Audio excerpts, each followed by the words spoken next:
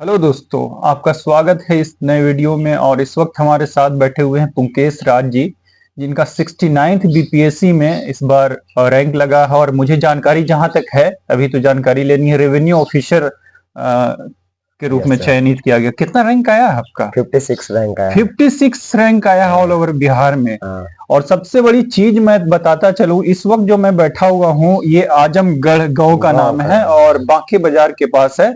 हाँ। और इनकी जो भी शिक्षा हुई है और जिनको आज तक के गुरु मानते हैं, उनका नाम है अफाक सर। अब बात। आईएएस एकेडमी गया, बहुत बड़ी चीज है आपके शहर में ये आईएएस एकेडमी जो है ना। लोग दिल्ली जाते हैं, मुंबई जाते हैं कि ये हो जाएगा वो हो जाएगा, कुछ नहीं होता। मैं भी 3-4 साल दिल्ली में बिताया हूं। और सर कहते थे, हमने भी आईएएस एकेडमी से किया था, तो सर कहते थे, लेकिन हमें उस वक्त लगा कि थोड़ा सा चेक कर लेते हैं। क्या हाँ। कहना चाहेंगे सबसे पहले तो अफाक सर के बारे में? नहीं, अफाक सर गया में जब मैं पहली बार उनके पास आया था तो मैं उनसे क्लियर यही बात किया था कि सर यहाँ आर्ट्स पढ़ाई होता है, तो उन्होंने कहा हाँ होता है। मुझे हम्म। बीपीएससी का सिलेबस भी नहीं पता था, कुछ भी नहीं पता था। सर ने मुझे एम दिया। जब मैं वहाँ पढ़ा तो सर ने मुझे एम दिया कि बीपीएससी किया जा सकता है पुंकेश, करो, तुमसे हो जाएगा। क्योंकि मैं पढ़ने में ठीक ठाक था, एवरेज। तो सर ने एम दिया था उस समय। और मैं, सच कहा जाए तो मैं गया के अलावा, आईएएस एकेडमी के अलावा मैं कहीं कोई क्लासेस नहीं किया हूँ। ये फैक्ट है। कोई भी कोचिंग दावा करता है तो वो झूठा है।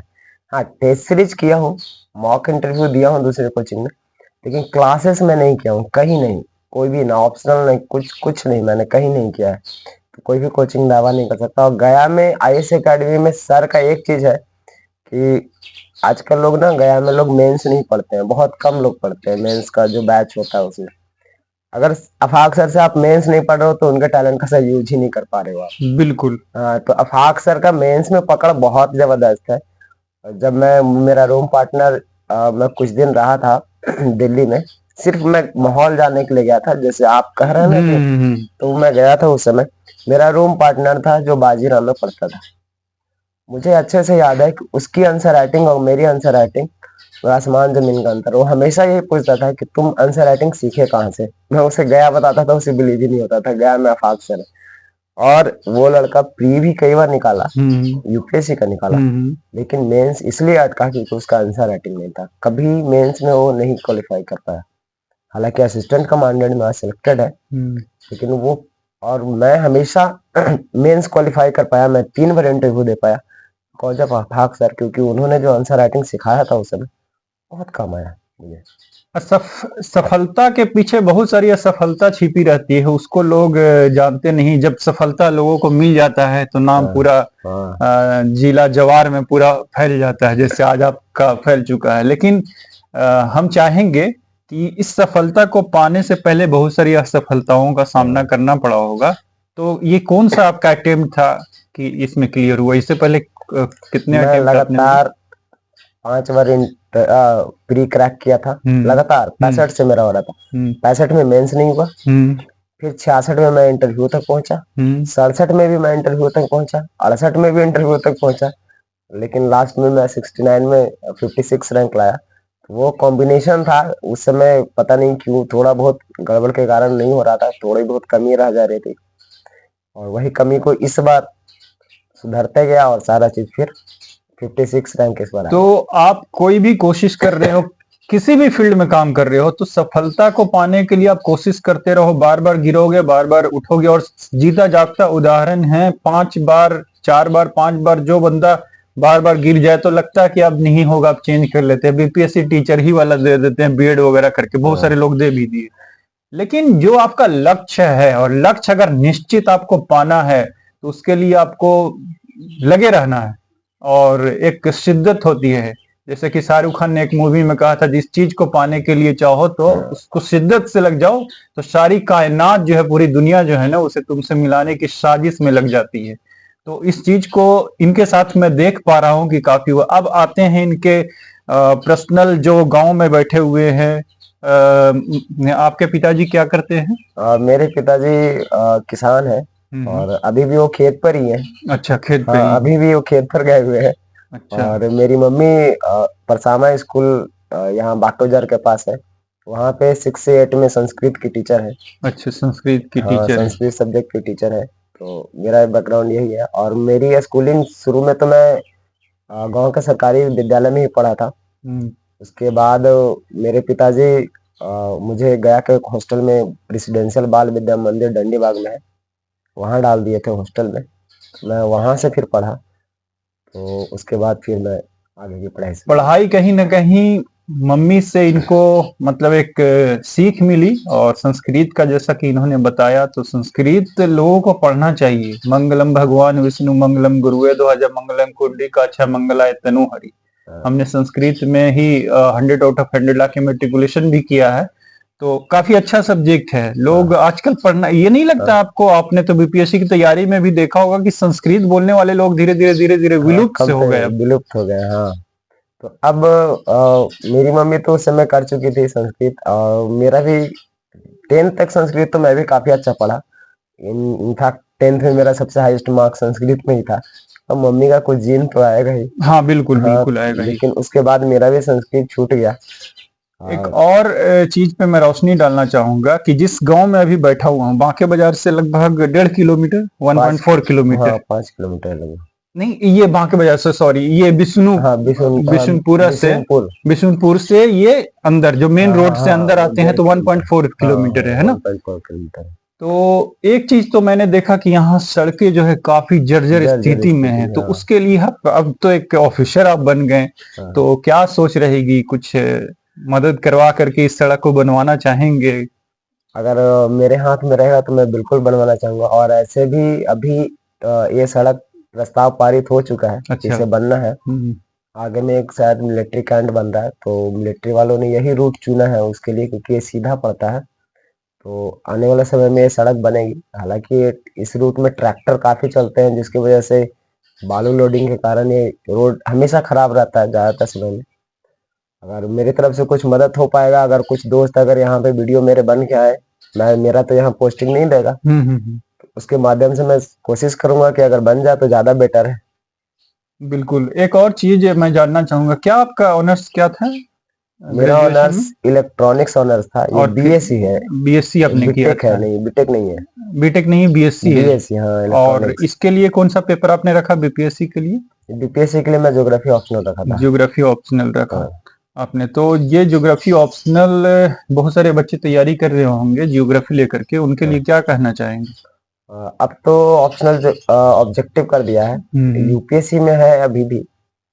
यूपीएससी में अच्छा है, अगर इंग्लिश मीडियम से है तब तो और अच्छा है, स्कोरिंग काफी अच्छा है यूपीएससी में।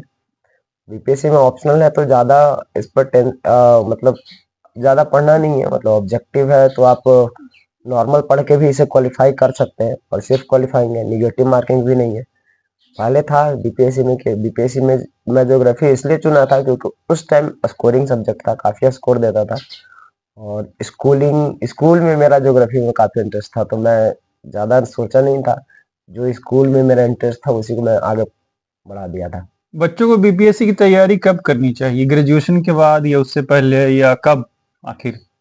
मेरा मानना है कि एक लेवल ऑफ अंडरस्टैंडिंग डेवलप हो जाए, उसके बाद करें तो ज्यादा अच्छा है। और वो अंडरस्टैंडिंग डेवलप होता है आई थिंक पार्ट 2 या पार्ट 3 के आसपास होता है। और उस समय हल्का हल्का पढ़ना शुरू करें, पूरी एनर्जी ना झोंके। पूरी एनर्जी आप उस समय के लिए बचा के रखें जिस समय आपका प्री और मेंस क्वालिफाई होता है। क्योंकि हर इंसान का लिमिटेड होता है कि वो 2 से 2.5 साल या 3 साल ही अपनी पूरी एनर्जी दे सकता है, उसके बाद वो नहीं दे सकता। तो उस समय के लिए एनर्जी बचा के रखें। आप भले ही थोड़ा थोड़ा पढ़ते रहे, लेकिन सारी एनर्जी उस टाइम के लिए बचा कर रखें जब आपका प्री और मेंस क्रैक होता है, जब आप पूरी तरह लगते हैं, जब पूरी तरह फ्री होते हैं। ना तो आपका पारिवारिक दायित्व उस समय होना चाहिए, नहीं किसी टाइप का दायित्व ना रहे उस समय, तो ज्यादा अच्छा है। तो मेरे हिसाब से पार्ट 2 पार्ट 3 तक ठीक है। उसके पहले नहीं, मैं नहीं प्रेफर करूंगा, क्योंकि उसके पहले आप बेसिक तैयार कीजिए। स्कूल कॉलेज जहाँ भी जाते हैं आप वहाँ पे पार्टिसिपेट कीजिए, बहुत सारी चीजें कीजिए, तो वो ज्यादा बेटर है। इंटरव्यू में आपने जिक्र किया कि काफी बार नहीं हो पाया, तो क्या हाँ, कारण रहा होगा? आपको कुछ ना कुछ तो पता चला होगा कि ये कारण तो था। हाँ, शुरू शुरू में तो चूंकि ग्रामीण बैकग्राउंड से हूँ, तो हेजिटेशन। हेजिटेशन काफी था। मतलब सेक्रेटरी लेवल के लोग, रिटायर लोग वहां पे बैठे होते हैं, और मैं एक नौसिखिया टाइप का बच्चा वहां गया तो लगता था कि पता नहीं क्या पूछ लेंगे, ये डर था। हालांकि वो बात करते हैं, वो ज्यादा वो आपसे टॉर्चर नहीं करते हैं, कभी टॉर्चर नहीं करते हैं। इंटरव्यू जब भी बीपीएससी हो या यूपीएससी, आपको लगेगा जब भी आप निकल के आइएगा, आपको लगेगा मैं जीवन के सबसे बेस्ट इंसान से मिल के आया हूँ। तो वो इतना कॉर्डियल बात करते हैं। लेकिन शुरू शुरू में हर किसी को डर रहता है, मेरा भी वही था, डर था। दूसरा मेरा था कि इलेक्ट्रॉनिक सब्जेक्ट, मैं गया कॉलेज से पढ़ा हूँ, क्योंकि क्लासेस नहीं होते हैं मेनली। कॉलेज वगैरह में बहुत कम क्लासेस होते हैं। मुझे याद है कि मैं क्लासेस मिस नहीं किया हूँ, लेकिन फिर भी मुझे 3 साल में 23 क्लासेस मुझे अभी भी याद है मैं किया था। इतने कम क्लासेस होते हैं तो इसकी वजह से बेस कमजोर रहता है।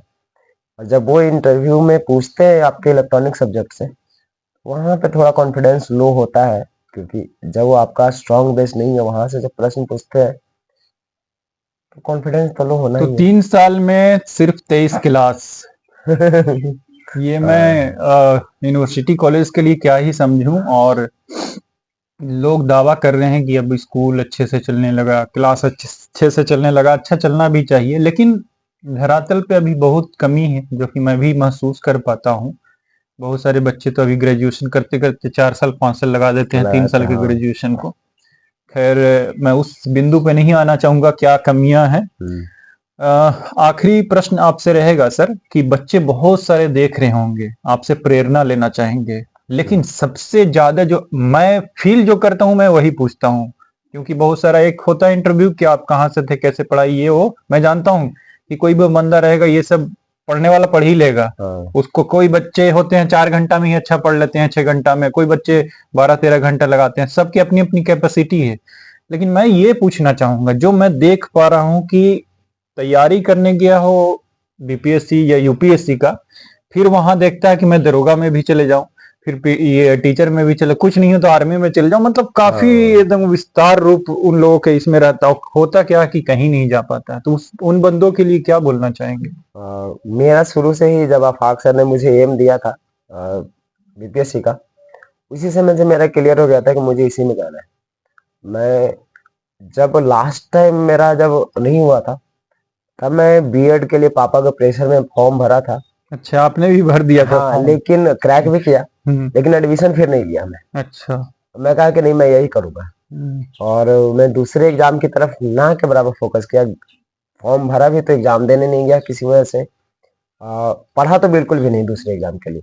मतलब कोई भी एग्जाम कितना भी नजदीक आ जाए, मैं दूसरे एग्जाम के लिए पढ़ा ही नहीं, सिर्फ बीपीएससी के लिए पढ़ा। तो सारा डेडिकेशन मेरा इसी की तरफ था, इसी वजह से शायद निकला भी।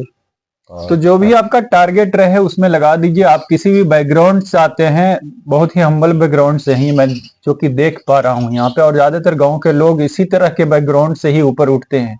अब जब ज्यादा बहुत सारी चीजें मिल जाती है तो लोगों को के अंदर आराम आ जाता है, और आराम की वजह से कुछ हो नहीं पाता है, वो कॉर्पोरेट सेक्टर में चले जाते हैं। तो एक जीता जागता उदाहरण है आपके स्क्रीन के ऊपर, जिन्हें हम बोल सकते हैं गुदड़ी का लाल, है ना? गुदड़ी के लाल ने किया कमाल। और काफी अच्छा है, हमारी तरफ से ढेर सारी आपको शुभकामनाएं। थैंक यू और आपने लाइफ में और आगे बढ़े, ये तो पहला पड़ाव है, यहाँ से तो अभी बहुत मंजिल पानी है, अभी तो शुरू हुआ है ना? अभी शुरू हुआ है। हाँ, अभी कोशिश करूंगा और अच्छे से आगे वर्क कर पाऊँ। अब जिम्मेदारियां नई तरह की होगी। अब नहीं तरह अभी जिम्मेदारियां थी सिर्फ पढ़ाई को लेकर, अब फील्ड वर्क में काम करना है तो नई तरह की जिम्मेदारियां आएगी, चुनौतियां नई तरह की आएगी। मैं कोशिश करूंगा कि उन चुनौतियों को डील करूं अच्छे से, और ज्यादा से ज्यादा लोगों को अपने क्लोज में जितना हो सके उतना अच्छा से मैं उन्हें वर्क दे पाऊं। और कोशिश करूंगा कि जब मेरे पास लोग आएंगे कोई काम ईमानदारी से करवाने के काम लिए, तो कर पाए, ईमानदारी से मैं काम क्योंकि कर पाऊं। ईमानदारी धीरे धीरे इस हाँ, तो फील्ड में बहुत कम होती चली जा रही है। तो मेरा कोशिश रहेगा कि मैं ईमानदारी से काम करूं। सोसाइटी का है थोड़ा सा कि प्रेशर आता है कि इतना अच्छा रेवेन्यू ऑफिसर वाला जॉब लगा है, तो मैं जिम्मेदारी से काम करूं, उनकी भी एक्सपेक्टेशन रहती है, कोशिश रहेगी मेरी। चलिए, अच्छा लगा मिल करके आपसे, and thanks for giving me your precious time. And once again I just tell you, please inspired from the personalities like him. Now right now he is one of the personality from his village and from Bake Bazaar and all, so everybody know him. Why is it so? Because he has cracked 69th BPSC with a great rank, 56 now. Yes, 56. So, and thanks for watching and stay tuned. Thank you so much. Thank you sir. Cut करो।